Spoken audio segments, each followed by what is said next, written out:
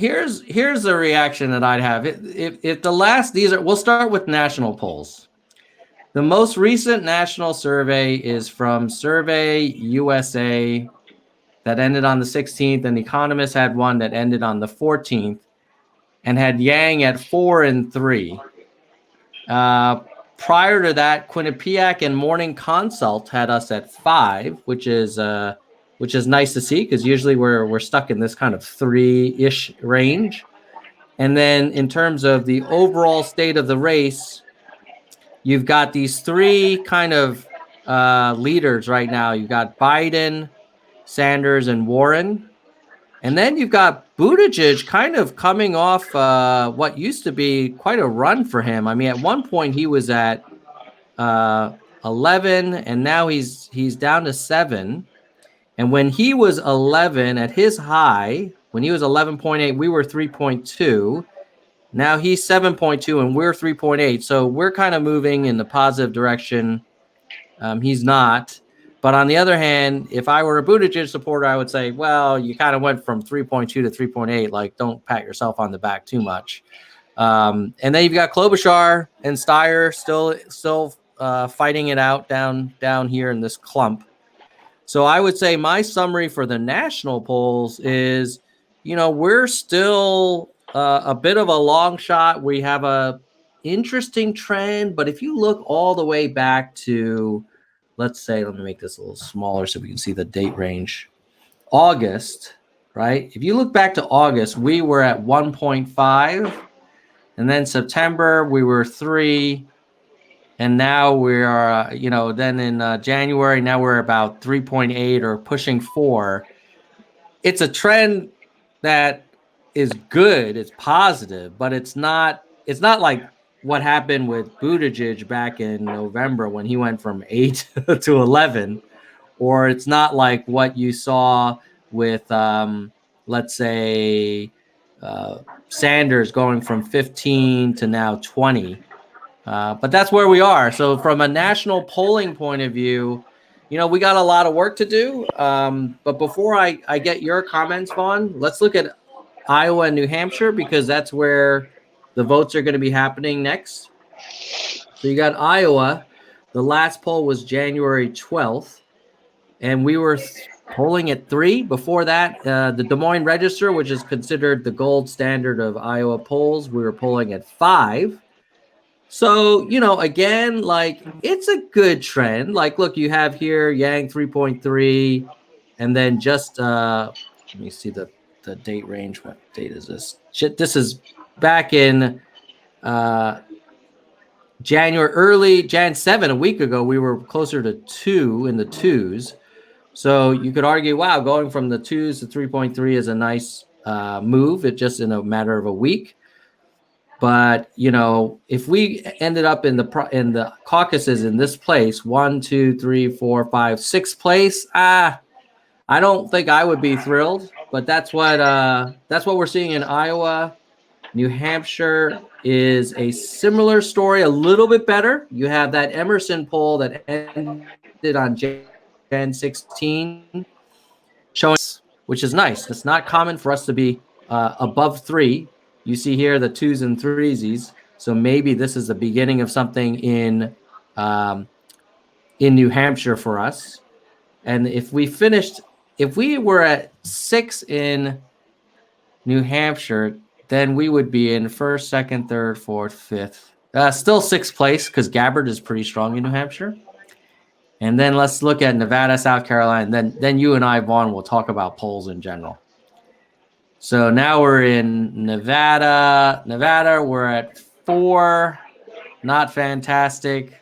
I guess it's better than 1. We were at 1 back in November. So that's progress. And then South Carolina, let's see. South Carolina, they haven't done a lot of polling. Last poll was January 8th, and we were at 2. Looks like we had a high of around 4 back in Quinnipiac days. So overall, my sense of these polls is these are the polls of a campaign that's growing. The question is it a campaign that's growing fast enough? And I'm curious to hear what your thoughts are, Vaughn. You've been on the ground more than I have. So here's my explanation. So the polls don't poll first-time voters. Mm-hmm. Andrew Yang really does speak to them. The polls don't poll the Republicans, the independents, and all the people that are just not included in some of the polling. The polling is lists of people that are older that have great voting habits. Mm-hmm. So these are people that are already documented, that are like already participating in this stuff. I think we're going to see a wave of people that is highly unexpected, mostly from my experiences. I don't want to give away too much because I like giving a Christmas present with wrapping paper and not, and with no receipt, basically. Mm-hmm.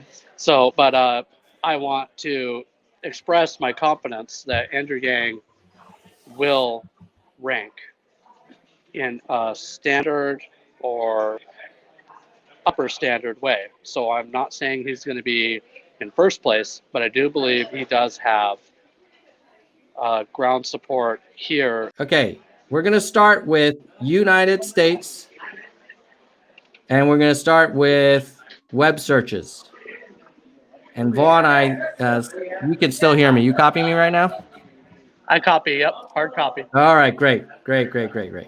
So here, look at this. For last 30 days in the United States, which of these candidates, Yang, Warren, Sanders, Buttigieg, Biden, have had the most searches? People are searching for Bernie more than anyone else. And then second would be Yang.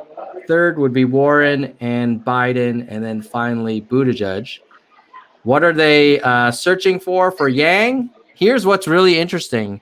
They're searching to see whether he's in the debate. They're searching for the Freedom Dividend Plan. And a lot of people are wondering, did he drop out? Probably because they didn't see him in the debate. And then will he make the next debate? So this is a public service announcement to the Democratic National Committee that people are looking for this man to be on stage. And if you keep coming up with rules that exclude him, you're basically going against the interests of the people, in my opinion. And the whole problem with these polling requirements is not only what Vaughn pointed out, that they don't reflect the total voting population, but even the wording of the questions are, who would you support today if the election were today? Which in my opinion is a measurement of who's already decided. But shouldn't these debates be for people who are still trying to learn more about the rest of the field? I'll get off my soapbox about debates. And then Warren, you've got queries around her father's profession and her talk about that. You got a lot of Project Veritas stuff for Bernie and his legs, which is interesting. And then Pete Buttigieg, yeah, they want to look. People are searching for his legs. This is one of the breakout searches. I'm not gonna. Like if he has injuries or what? Let's see. I can expand it and see what pants Bernie Sanders' legs. I guess they're trying to. I think people were talking about how he looks kind of. He doesn't wear a lot of shorts. I don't know, but that's what they're searching for. Gotcha. Sorry, I was just like, that seems really broad. So. Well, you know what? This data, it reflects what the people are looking for when no one's looking, and that's what they're typing in. And for Pete Buttigieg, they're interested in his wine cave fundraiser and whether he's still mayor, and his Jesus tweet. For Biden, about his first wife's passing and his overcoming stuttering, and his proposal for, I think, coal miners to learn to code. And so that is the Google Trends national data. Now we're going to quickly dive into a few states for obvious reasons. So Iowa, you've got who are the Iowans searching for? They're searching for Bernie, Buttigieg, then Yang, then Warren, then Biden. In New Hampshire, who are they searching for? Baby. New Hampshire, they are searching for Yang and Bernie the most, tied, followed by Buttigieg and Warren, and then Biden. And then we'll say Nevada. Are you able to check Montana just to entertain me? Just Or for is that like giggles? not on Of the course. list? Yeah, Of just the course. giggles. We'll go to Montana right after South Carolina. Awesome.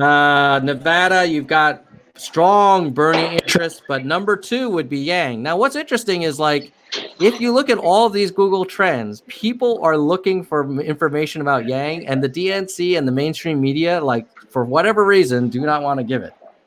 Okay, now we're going to go to South Carolina. And I just have to say with Yang being second in searching, Bernie has been around for such a long time, and for Yang to already be in second place is amazing.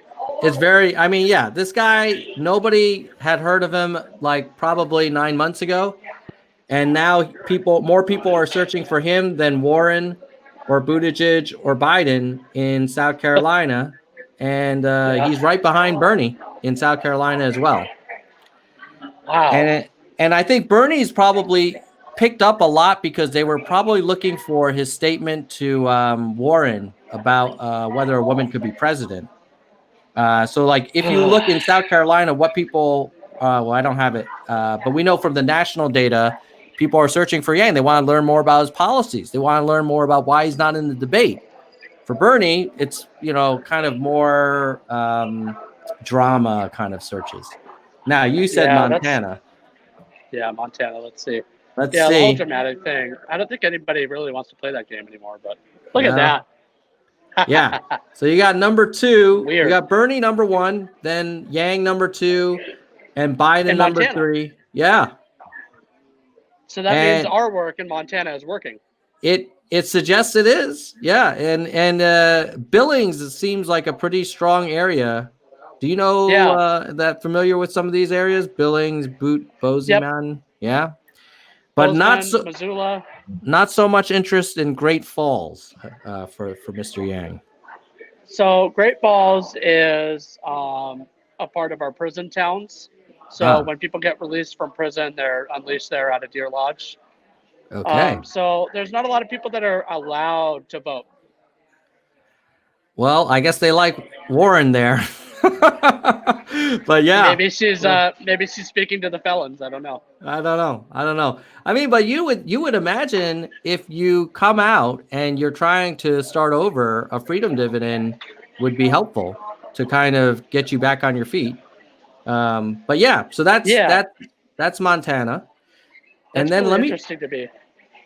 Let me quickly shoot over to YouTube searches, because some people would go ahead. Does that also include Trump in Google searches when you put that in, or was that just Democrats? No, that was just Democrats. But for giggles, let's just do it since you're here. We'll go national web searches, and let's do this. Let's drop Biden. I can only have I think 5 at a time. So I'm going to drop Biden, and I'm going to add Donald Trump. Okay. Oh, a lot of searches. Yeah. Wait, 12 on a relative scale, there's about 6 times more searches for Trump than there is for Yang at the moment. And when you think about where the blue is Yang and then the purple is Trump. So you see Yang has the best shot actually versus Trump in New Hampshire at the moment in terms of like relative strength. There's about 18% for Yang and 39% of searches for Trump. So that's pretty interesting, given that Trump is obviously a sitting president, to be almost half as much activity as the searches for the president. Now, what are they searching for Yang? We talked about this. Why isn't he in the debate? And how the freedom dividend? Interesting. Is Yang Chinese? And did he drop out? What are they searching for Trump, though? World War III, Iran, a bounty. Is Trump still our president? Unfortunately, he is. Yeah. So I've been getting a lot of that in Montana. They're like, well, Mike Pence is our president now. What? I've heard that from 60 people saying that Trump was impeached and Mike Pence is our president now because that's who comes after Trump. Why would they? Oh, because of the story about the impeachment? because he's the vice president. So if the president dies, the vice president is now president. So there's some people in Montana. It didn't last very long, but they thought that Mike Pence was president for a long time, and so the gay people were fleeing for the hills pretty much because they said that Wow. a couple of the gay people I talked to said that he wanted to have like a retraining, emotional retraining programs for Mm. the gays to make them not gay. So, Oh, right. you know what I'm saying? So I'm not sure if that's just a rumor about Mike Pence or if that was like an actual policy of his, but that's some of my gay friends were concerned about it. Yeah. Well, yeah, Pence is not known for his support for gay people, for sure, to say Yeah. the least. But it's so interesting that part of the voting population may have questions about whether who our current president is. Well, not anymore. After he addressed, well, the Yeah. Iran thing kind of brought him back. So the Iran strike, they're like, oh, I guess Trump still is president. That sucks. Okay. This time we're going to talk about media coverage, and I think there's good news here, guys. So here, this is done by G Delt, which is a nonprofit, and they're really cool. They basically track news coverage, and here you have the CNN, MSNBC, Fox News candidate mentions for the last, well, now almost year. And you see, obviously, Biden, Sanders, and Warren are getting in a year about 100,000 mentions for Biden, and then about 50,000 for Sanders and Warren. And for Yang, there's been about 3,000. So, literally 30, 40 times less than Biden, and probably looks like about 10, 15 times less than Sanders and Warren. However, if you look at those mentions recently, like Jan 17, you got Yang in the top 4, and then Jan 16, not a great day for Yang in CNN, MSNBC, Fox. Jan 15, you got 20. So CNN, MSNBC, Fox, we're not doing that great. I think the reason why we had a surge was probably because of Evelyn's discussion of the assault by her OBGYN, which obviously was extremely newsworthy. I think the question will be, okay, obviously we're not going to have that kind of discussion on a regular basis. And do we then revert back to this phase where, Yang is really 10 times less covered than the other candidates based on the cable news? And then if you look at network news, let's look at network news over time. Again, I think the last few days have been very strong for, January 16th. No, not too strong on ABC, CBS, NBC evening news. January 17th, not much mention either. It looks like Sanders and Warren, that whole spat between them is really sucking up all the oxygen. I know I told you I had good news. So let's look at the online news mentions. Online news mentions for Jan 18. Ooh, here you go. You've got Yang a few hundred on the 18th, on the 17th, several hundred, 16th, probably even more. No, 16th was a little bit less, a few hundred. Now, here's what I would point out to folks here. If you look at this, right now, Yang is getting less coverage, less mentions, even in online news, not to mention cable and network, than Cory Booker and Amy Klobuchar. Like, that's nuts. He's getting 8 times, 1/8 the coverage of Buttigieg, and almost 10 times less than Warren. So I think the TLDR is, let's see if I have any other data for you. I think, chyrons. Chyrons are the little messages across the bottom. So let's see how we've been doing in chyrons. On Jan 18, very nice. 4th in chyrons. Jan 17, 3rd. Gen 16. So I would imagine 17 and 18 may be, again, the Evelyn story. And then 15th probably is more representative, where Steyer is getting 3 times as many chyrons as Yang. Buttigieg is getting 4 times as many chyrons as Yang. Biden 5 times. Klobuchar, Warren. I mean, Sanders. That whole Warren-Sanders spat has been a boon for getting mentions. So let me restate that. I said I had good news on media mentions. And I think when we look at the data, what we can tell is that the media is not doing the Yang Gang any favors. They are not going out of their way to mention us. They seem to prefer to cover the whole Warren Sanders who said what thing. For better, I think it's good for society that we talk about Evelyn's assault by the OBGYN to kind of raise awareness. But, you know, that can't be our way to get coverage. And obviously, to be clear, I think Evelyn did that was a very selfless and courageous move to kind of share that story. And I'm sure it was super painful.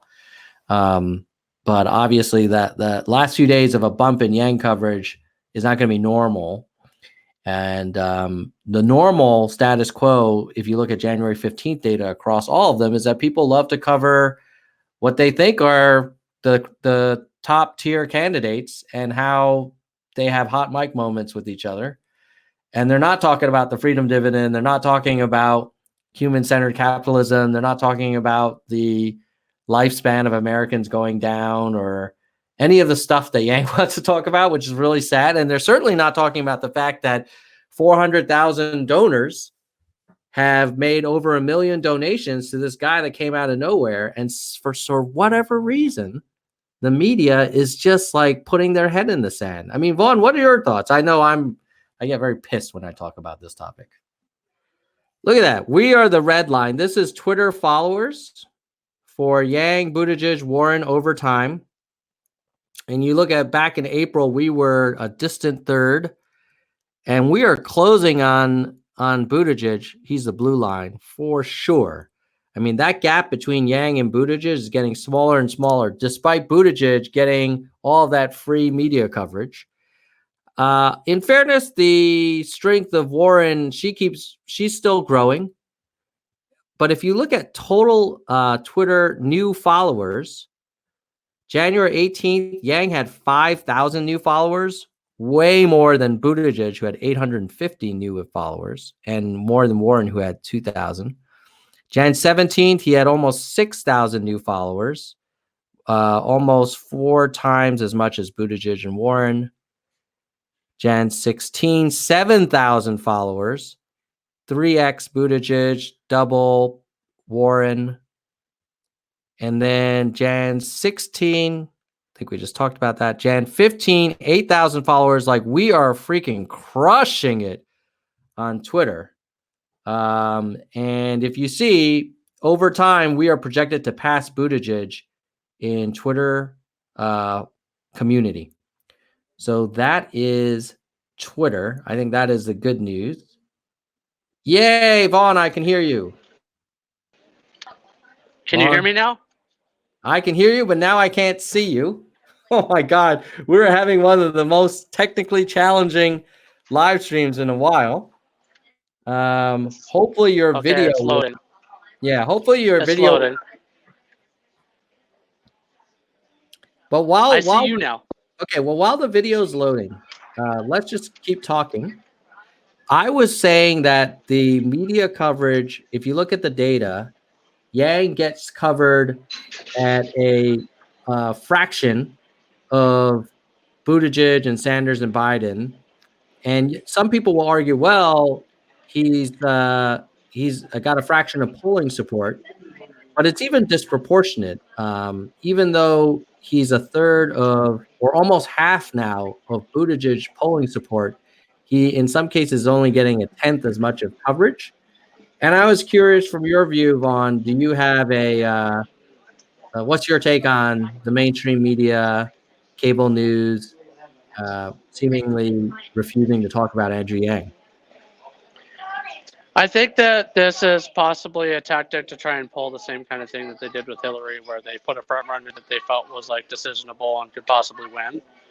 I don't think that they have really assessed Andrew Yang in a way that seems fair to his campaign and to him. I don't think that they're trying to discriminate against him racially, as much as we would. I don't say we would like to believe it, but we would think that people are being racist. I just think they don't understand exactly where he's coming from, and it's hard to platform something in mainstream media that doesn't have direct narratives because they have pre-written scripts um, ages in advance for Bernie Sanders, Biden, Warren, Klobuchar. They have all this information on them, and so the people in the media have to actually do homework. And I think that them having to do homework that's beyond what's already available is Right. extremely difficult. So they're struggling to find dirt on him. And so if you can't find dirt on somebody, it's really hard to find like a way to spin it in a negative way. So the best way to be negative, in order to give somebody an advantage that is on your basically agenda, the way to be negative is to just not cover them at all. All right. So here's the last data dump, which is betting odds. So this is from Predictit. And as you can see, according to this gambling market, Biden, Bernie, and Bloomberg, speaking of Bloomberg, are the top three. And then Warren, Buttigieg, and Yang are after that. So it sounds like the money is on Biden and Sanders. That's, you know, what's so amazing is these are two folks who've been in DC for a long time. That is the opposite of what you were saying a lot of disgruntled Republicans want. Just sort of like the same old faces, literally. Yeah. I think the betting markets are maybe a little bit smarter than the polling markets, but certainly they're not seeing Is what that you're betting seeing on the ground. against? Is that betting against or for? That was betting for. The best odds are you can get the best you get the best return, which means the lowest chances for some of the lower ranked candidates like Yang and others. But if you bet on Biden, you're getting the least return, which suggests that the market thinks that Biden is the safest bet, literally. Yeah. But yeah, I mean, I have to admit, Biden, I'm quite surprised, has not struggled more. I think in the last debate, this whole Bernie Warren thing was a blessing to Biden because it kind of took a lot of the attention off of him.